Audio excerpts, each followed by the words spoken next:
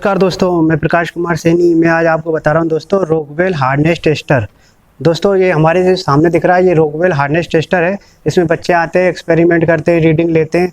तो इसके बारे में आज आपको बता रहा हूँ किस तरीके से काम करता है। दोस्तों जो रॉकवेल हार्डनेस टेस्टर रहता है ना, उसका उपयोग किसी भी मटेरियल की कठोरता चेक करने के लिए किया जाता है। ऐसे कमानी हुई, माइल्ड स्टील हुआ, तो बहुत सारे चीज़ जो मटेरियल रहता है उसकी कठोरता या हार्डनेस चेक करने के लिए किया जाता है।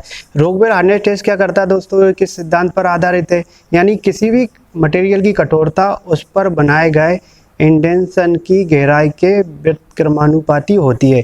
यानी जो मटेरियल जितना कठोर होगा उस पर उस जो इंडेंटर की गहराई उतनी ही कम होगी, और जो मटेरियल जितना कठोर नरम होगा उसमें उतनी गहराई उसकी ज़्यादा होती है। यानी जो मटेरियल जितना कठोर होगा उस पर मटेरियल की गहराई उतनी ही कम होगी, और जो मटेरियल जितना नरम होगा उस पर इंडेंटर की गहराई अधिक होगी। तो ठीक है ना दोस्तों, इस तरीके से रॉकवेल टेस्ट का हम यूज करते हैं। तो इस रॉकवेल टेस्ट की मुख्य विशेषता क्या होती है, इसमें कैलकुलेशन करने की आवश्यकता नहीं होती है। ठीक है ना, इसमें जो भी मटेरियल होता है वो डायरेक्ट सीधे स्केल पर पढ़ी जा सकती है। तो मैं आज आपको बता रहा हूँ इसके अंदर कौन कौन से पार्ट्स रहते हैं, उन सबका क्या काम रहता है। ठीक है ना, तो सबसे पहले दोस्तों इसके अंदर जो इंडेंटर रहता है, तो मैं आपको इंडेंटर बता रहा हूँ। देखो ये आपको इंडेंटर दिख रहा है, ये इंडेंटर दो टाइप के इंडेंटर रहते हैं दोस्तों। मैं आपको थोड़ा पास में लेकर बताता हूँ। तो ये इंडेंटर दिख रहा होगा, ये वाला इंडेंटर रहता है दोस्तों, ये बॉल इंडेंटर रहता है। ठीक है ना, इसको बॉल इंडेंटर कहते हैं। ठीक है, इसका जो डायमीटर रहता है वो 1.588 mm होता है, इसका जो डायमीटर रहता है। सेकेंड रहता है दोस्तों, ये रहता है डायमंड इंडेंटर। ठीक है, जो डायमंड इंडेंटर इसको कोन इंडेंटर भी बोलते हैं, क्योंकि ये कोन शेप में रहता है। ठीक है ना, इसका जो एंगल रहता है, कोन शेप का जो एंगल रहता है वो आपका पास में, इसका जो कोन शेप रहता है ये दिख रहा है आपको, इसका 120 डिग्री इसका कोन शेप रहता है। और इसके ऊपर जो थोड़ा सा जो डायमीटर जैसा दिख रहा है वो 0.222 mm रहता है। ठीक है ना, तभी इसके अंदर जो इंडेंटेशन होता है। ठीक है, तो जो दो टाइप के इंडेंटर होते हैं। इसके बाद मैं आपको थोड़ा इसके पास में ले जाके बताता हूँ, मशीन के पास में उन सब का क्या काम रहता है। ठीक है, तो सेकेंड रहता है आपको ये वाली, आपको डायल गेज रख के दिख रहा है, ये डायल गेज रहता है दोस्तों। डायल गेज के अंदर हम रीडिंग पढ़ते हैं। जो बॉल इंडेंटर रहता है ना उसके लिए बी वाली रीडिंग लेते हैं, और जो कोन इंडेंटर रहता है उसमें ब्लैक वाली रीडिंग लेते हैं कोन इंडेंटर के लिए, और रेड वाली रीडिंग लेते हैं हम बॉल इंडेंटर के लिए। तो जितनी भी सारी हम बॉल इंडेंटर का यूज करेंगे तो रेड लाइन लेंगे, और हम कोन इंडेंटर का यूज करेंगे तो ब्लैक लाइन लेंगे। ठीक है, इसके पास मैं आपको स्केल बता रहा हूँ। इसके पास में ये स्केल है,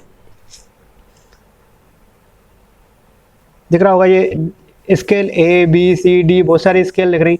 तो हम जो डायमंड इंडेंटर यूज करेंगे उस पर हम जब लोड लगाएंगे, ठीक है, तो ब्लैक लाइन पढ़ेंगे। और कौन कौन से मटेरियल के लिए यूज है, जैसे कार्बाइड, टिन, स्टील, सेलो, केस, हार्डनेस स्टील। इस तरीके से 160 जो MM वाला बॉल इंडेंटर यूज लेंगे उसके ऊपर लोड लगाएंगे हम 100 kg का। तो रेड लाइन पे हम देखेंगे, ठीक है, रेड स्केल पे देखेंगे तो इसमें एल्यूमिनियम एलॉय, कॉपर एलॉय, बहुत सारे इस तरीके से इसके ऊपर रीडिंग लगी रहती है। आप इसको रोक करेंगे मेरे वीडियो को, इसकी रीडिंग स्केल को चेक कर सकते हो, देख सकते हो। ठीक है, इस तरीके से ये स्केल रहती है।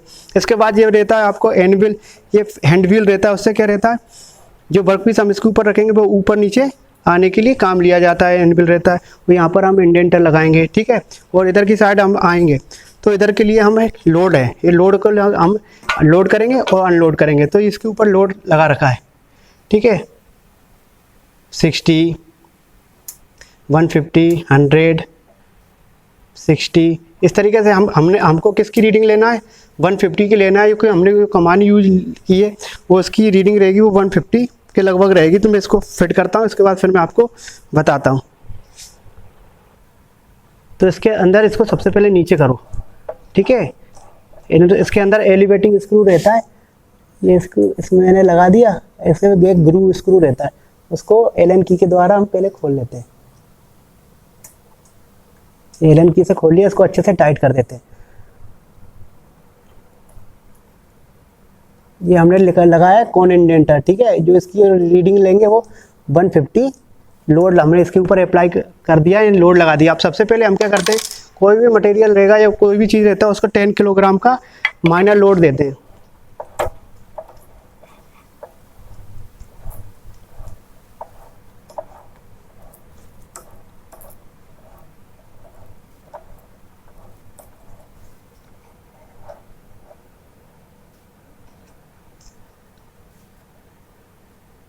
इसको ऊपर सबसे पहले ये हमने लगा दिया। लगाने के बाद आप ध्यान देना, देखो मैं आपको एक पास में लेकर बताता हूँ। स्केल दिख रही है आपको? अब इसके ऊपर जो वाला स्केल दिख रहा होगा, देखो उस पर 10 किलोग्राम का लोड देंगे, देखो और दिख रहा है। और इसकी पोजीशन पे हम 0 पे इसको ला देंगे, ये ठीक है। तो ये दिख रहा होगा 0 से लेकर 3 पर आया इसके, और इसकी पोजीशन 0 है। अब इसके ऊपर हम लोड अप्लाई करेंगे। अब मैं इसके ऊपर लोड अप्लाई कर रहा हूँ। लोड अप्लाई कितने का किया दोस्तों? देखो 150 का किया। इसके बाद हम इसके ऊपर अब लोड आएगा तो कितना आएगा मैं आपको बताता हूँ। धीरे धीरे स्केल चालू होगी तो मैं आपको बताता हूँ।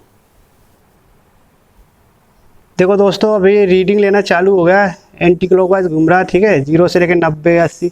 इसके बाद ये क्या रहता है दोस्तों, इसके ऊपर जो हमने 10 किलोग्राम का लोड दिया, इसके बाद मैंने 50 किलोग्राम का लोड दिया ना, तो टोटल लोड हो जाता है 150 ग्राम। तो इसके अंदर 0 से लेके 1 2 3 जो स्केल दे रखी ना 3 तक, तो इसके ऊपर जो बना है ना वो 50 ग्राम में डिवाइड कर दिया, यानी 150 लोड को 3 भागों में डिवाइड कर दिया है।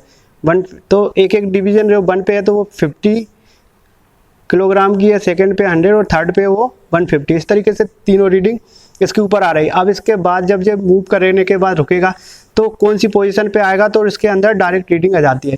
तो मैं इसके जो रीडिंग ले रहा है इसके बाद मैं थोड़ा सा आपको बता देता हूँ। जो रोकवेल टेस्ट होता है ना वो दोस्तों सुगमता के साथ जल्दी हो जाता है, और रोकवेल जो टेस्ट में कैलकुलेशन की भी कोई ज़रूरत नहीं पड़ती है। रोकवेल टेस्ट है बहुत नरम मटेरियल तथा बहुत हार्ड मटेरियल भी आसानी से इसके ऊपर टेस्ट किया जा सकता है दोस्तों। प्रारंभ में जो हम पहले जो रीडिंग जो 10 किलोग्राम का फोर्स लगाते हैं ना, उससे क्या होता है इसके अंदर जो थोड़ा बहुत भी एरर रहती है वो भी दूर हो जाती है दोस्तों। इस तरीके से इसके कुछ इंपॉर्टेंट लाभ रहते हैं जो हम इससे डायरेक्ट कर सकते हैं। इस तरीके से ये धीरे धीरे लोड बढ़ रहा है, मैं अब थोड़ा सा रोक देता हूँ, इसके बाद फिर चालू कर दूँ क्योंकि इसमें टाइम ज़्यादा लग रहा है।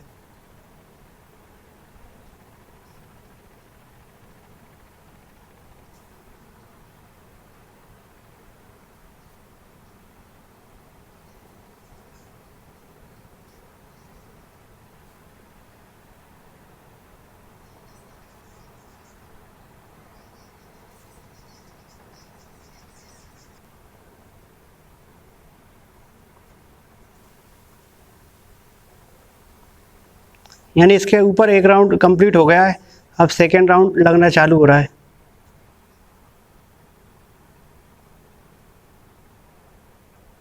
तो आपको दिख रहा हो ना 0 से के 1 2 अब 2 के लगभग आ गया है इसके, यानी दूसरा राउंड हुआ तो ये रिवर्स में आ रहा है ना। हमने पहले लोड अप्लाई किया, तो मैं आपको जब रीडिंग आएगी तब करके बताऊंगा। जो कमानी लगा रखी है देखो उसके ऊपर धीरे धीरे इंडेंटर्स के द्वारा इंडेंटेशन हो रहा है। इधर धीरे धीरे चल रहा है रीडिंग।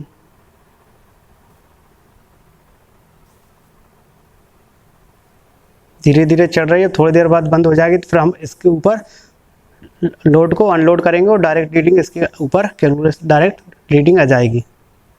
दोस्तों देखो ये पॉइंटर बिल्कुल रुक चुका है। जब तक आपका पॉइंटर पूरा रुकना जाए जब तक आप इसको चलते नहीं, जब पॉइंटर रुक गया है तब इसको क्या अनलोड कर रहा है। देखो इधर से जैसे ही अनलोड करूँगा, इधर से मैं जैसे ही अनलोड करूँगा उस समय रीडिंग इधर से चेंज हो जाएगी। मैं अनलोड कर रहा हूँ, देखो अनलोड करने के बाद देखो ये कितना दिख रहा है, 2 से आगे दिख रहा है ना, ये 2 से आगे दिख रहा है। तो 1 पे आया तो 50 हो गया, 2 पे आया तो 100 हो गया। 100 के बाद ये कितना आ रहा है 30, 31 32 33 32 35 36 37 और 37 के आगे, यानी इसका जो कमानी की जो हार्डनेस है वो 138 के लगभग है दोस्तों। इस तरीके से मैंने आपको बताया इसकी किस तरीके से रोकवेल टेस्ट करते हैं दोस्तों। मैं आशा करता हूँ ये वीडियो आपको अच्छा लगे। यदि वीडियो आपको अच्छा लगे लाइक करना, शेयर करना, सब्सक्राइब करना। Thank you for watching this video. मैं Prakash Kumar Saini, JP university Guna Madhya Pradesh. Thank you.